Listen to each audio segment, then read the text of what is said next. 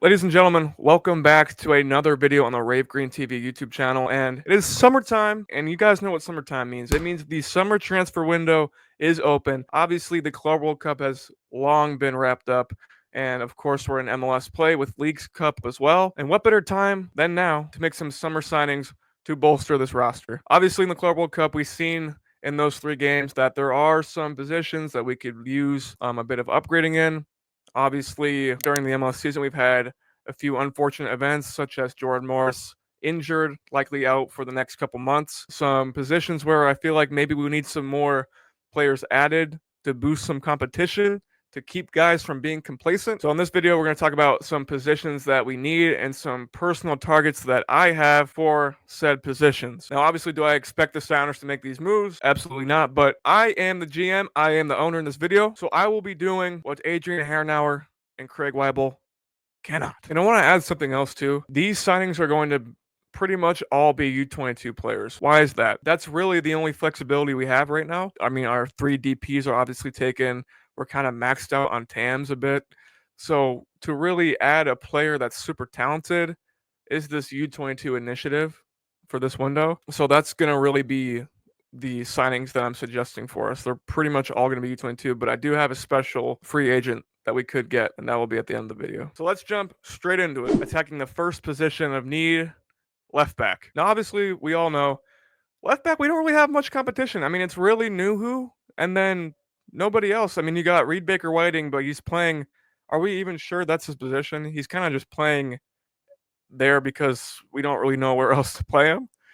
Cody Baker's like been long gone now for a while. I feel like Nuhu over the last couple of years has been a bit complacent, and this year it's kind of unraveled a bit for him. I mean, he's kind of been a head case at distraction, and his play hasn't really made up for that either. So I think left back is something where I don't think it's the biggest position of need right now, but this is something that we could look towards adding a young player with potential that could start to push him one day for a job, and also just be a rotational guy as well, because we don't want to necessarily just keep playing our starters 90 minutes every single game. We want quality rotation, and then maybe one day he can usurp the job from the grasp of Nuhu's hands. But nonetheless, Escardina is my first player. What I like about him and what I like about my left backs, those who can both attack and defend. Obviously, take a look at the Sounders' history. I mean, the biggest case in point, Jovan Jones, right? Absolute stud left back, offensively and defensively. He had double-digit assists in 2016, I believe, when we won the MLS Cup. He was a huge portion of that. And Escardina, young player, hasn't proven a whole lot in the professional level, but nonetheless, he's got a lot of talent, a lot of skill, and he can be a threat offensively. He's got a good cross. He can even bang shots from 20, 25 yards out. I mean, I've seen games where Nuhu's picked the ball up in those areas and, hasn't really been able to do much with it. This kid could, pull off the spectacular. He's capable of it. He's done it a couple times now in his young career. So he's young, and I think we could get him for pretty cheap, to be honest with you. So as a U22 signing, I think it would be a nice little addition to the roster. But do I see us making this move? I would say no, but this is probably the second choice that I would add at left back. And my top choice for left back would be Eduardo Pierragnolo. 22 years old, plays for the newly promoted Sassuolo. Obviously, I believe they won Serie B, so they moved up. I like him better than Escardina because I think he's just more of a complete player. Escardina, very good offensively, and he has the frame to be a good defender, but still pretty skinny, still young, and obviously not a lot of experience. But Eduardo here, he's got a lot of experience for his young age, and playing at a team that got promoted. I mean, the kid's a winner, and for 2.4 million, his market value would be. So I'm assuming it'd be something around there that we'd have to sign. I think this guy would be a great addition. He's a true two-way left back, defensively solid, offensively solid. And that's just what you want, bro. That's just what I want. Think of your Jovan Jones, your Kelvin Leardams. This is the kind of player in the same exact build. and I think he would make a great addition to the team if we ever chose to sign a left back. Then now we're going to move on to the position of the greatest need, in my opinion, by far, especially with the injury of Jordan Morris. It's a striker. Musovski, sure, he's bagged in a few goals, but realistically, he's not the 9 that you really want to try and make a playoff push. To try and get to that MLS Cup, you want someone who's better than him. So let's get straight into it. The U22 striker signing, my dream signing and target, would be Fisnik Asllani of Hoffenheim in the Bundesliga. He just returned there. He actually played and spent last season on loan at Elversberg in Bundesliga 2. We've seen the lower tier of Bundesliga actually be a bit of a gold mine when it comes to the MLS. I mean, case in point, Kai Wagner came from a second or third division team in Germany and absolutely lit it up. And there's more examples of that too. For Elversberg, Asllani was one of the top scorers in the second Bundesliga, and he's still very young. And the reason why I think it could be somewhat realistic is because he's not their first choice striker at Hoffenheim. He's probably the backup or third string. And I think there could be a room to move in and offer a, $8-9 million fee to sign a player like this. Will we do it? Will we fork that kind of money? I don't believe so. But I'm the GM. Like I said, I'm the owner in this situation, and I'm forking up the big bucks. So I'll tell you what, this guy is an absolute stud. What I like about him is, first of all, he's got the size, right? So swinging balls in, not going to be an issue with this guy. We love to cross the ball a lot, and he can get his big noggin on the end of them. But he's also very fluid for his big size. He's not just like a big kind of statue out there like a later Kai Kamara build. He can move. He's good. He's got good technical ability for his size and frame. He's not the type of big man where their touch is going to let them down. He's going to be very, very clean. He's also great with both feet. That's what I absolutely love. That's what I loved about Rui Diaz, the fact that he was so clinical with both feet. This is kind of what I feel is lacking from Jordan Morris, aside from the technical ability, just the ability to score consistently with both feet. This guy's got that ability. And the biggest thing that I found from watching him that I like is his composure. Obviously, a U22 player, especially a striker, they have a lot of development to do. It's not often you see one come in the league and just absolutely hit right away. But I think this could be a type of profile that does, because watching him play, the amount of times he had a guy in his face, two guys in his face, and was able to just calmly make a move to either foot and put the ball away. That kind of composure, I really, really like. And his just intelligence inside the box. He's always finding the right space to be in to potentially receive a ball to score. Or he's anticipating. So, for example, a lot of forwards in the MLS, I feel like, are a bit reactive to things, whereas he's anticipating, where's this ball going to be? Where do I need to be? If the shot goes here, where could the rebound be? I need to move in front of the defender in case something happens. He's really quick-witted, and he really plays with anticipation, and I like that. Overall, I think this kid could develop into an absolute stud for us. I'm talking similar to Raul level scoring, I hope. So this would be my dream striker target, but obviously it's a bit pricey.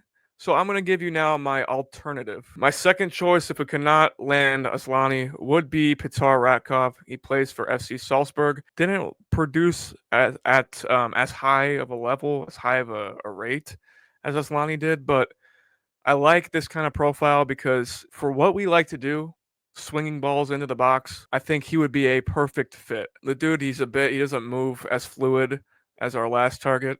He's not as fast, not as technical, but he is very, very, very damn good in the air. And he's very good in and around the box. And it's not like he's completely incapable with his feet, although I don't think he's as good as Asllani in that area. He can still hold the ball up. He can still, provide some assists. He can still not be a complete potato, but at the level that he has with his aerial ability, it is top class. And for a team that loves to swing the ball in, this dude could be a perfect, we need a goal off the bench. Let's bring Ratkov in, swing the ball into the box, baby, and see if he can get his head on the ball. And I think this is also kind of a perfect build too, because he doesn't have to come in and be the guy right away. We can kind of develop him while he kind of sits behind Jordan Morris if he could stay healthy. And then he can come on and off the bench and develop that way. And with the price tag, there wouldn't be a whole lot of pressure on him to come in right away and be the guy. So I think this could be a very good situation as well. So if we could not land Aslani, I would go after Pitar Ratkov. And for those of you that have been here for a while, you guys already know. When it comes to scouting these strikers, I got a bit of an eye for them, okay? Like I said, the GOAT, Big Tolu. I called him out back in December when he was valued at like I think like 7, 8 million. Now the man is valued at 18 million. So I'm just saying, I might have an eye for this sort of thing, So just trust my word for it. So those are the two positions I think we absolutely need. But I do have something fun for you guys. Okay, this is kind of like a my own sort of thing, a bit of a fun hypothetical. Obviously, we've heard a lot of rumors about Pedro de la Vega, whether it's, like I said, the Club World Cup. There was a rumor going around that Botafogo was interested in him, and I'm sure he's got interest from multiple teams as well, even in the MLS potentially. So I want to explore a scenario. What I would do if we sell Pedro de la Vega, we free up a DP spot. This is what I would do to go in the next direction. And I would bring back to the MLS Carlos Andres Gomez. If you guys don't know this guy, you should get familiar. But he played for Real Salt Lake last year before moving to Ligue 1 in the summer. But this dude was an absolute beast. And if we free up a DP spot, I would more than happily bring this guy back. I mean, obviously, it seems a bit unrealistic considering he only moved there a year ago, but we've seen plenty of moves where someone moved for a short period of time and then moved clubs again. So it could be a case where maybe we could get him, you know, that would make me a bit happy. If you haven't seen his highlight tape, I just look up this guy's highlights for RSL in 2024. Dude was absolutely insane. The combination of ability, flair, and end product at the highest level. So if we did move off from Pedro and freed up a DP spot, I would immediately go back and bring this guy back to the MLS on a DP contract. Thank you very much. So the next and final position for me, I think we need to add a center mid. Obed Vargas and Christian Roldan have been absolutely fantastic, and this is in no way saying that this is a signing that's going to replace either one of them in terms of their quality. However, Obed Vargas rumored a lot to be leaving this club. I doubt it happens in the summer, but it could happen at the end of the season, to be honest with you. I think it'll either happen at the end of the season, if not next summer. So we got to start planning for the future. And this is that guy for the future. Now, some of you, if you guys are like dirty, dirty ball knowers, you guys might have heard of this guy. He actually started in the USL before making his way up to the second Bundesliga, and he had a very, very good year. A lot of clubs probably got their eye on this guy. Santiago Castañeda, fantastic player. He would be a perfect fit to be in a double pivot that we love to play. And he could play right next to Christian Roldan if the scenario that Obed Vargas happens to leave in. He could be great. And I think with him next to Christian, it could actually let Christian advance more in the attack as well. Because I think this dude's an absolute stud all around and defensively, especially. He's 6'2", so he's a big body in the middle, could win headers, which, Christian Obed tried to do, but obviously they can't do at that high of a level. But this dude could be like a clear destroyer in that pivot, win a lot of aerial duels, make a lot of great tackles with his long legs.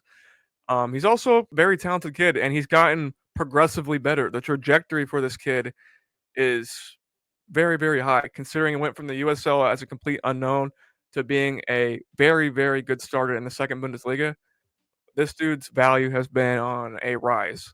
And this could be a great time while he's still young to sign him and put him in a position where he would be, the guy pretty damn soon. And we could continue his development and hopefully make a bag on him in a couple years if he decides he wants to go back to Europe. So this would be a fantastic choice. And it's another thing as well as he's familiar playing in the States. Obviously, he didn't play in the MLS, but playing in the USL, just being in America, like it's not like it's going to be a crazy huge adjustment for him.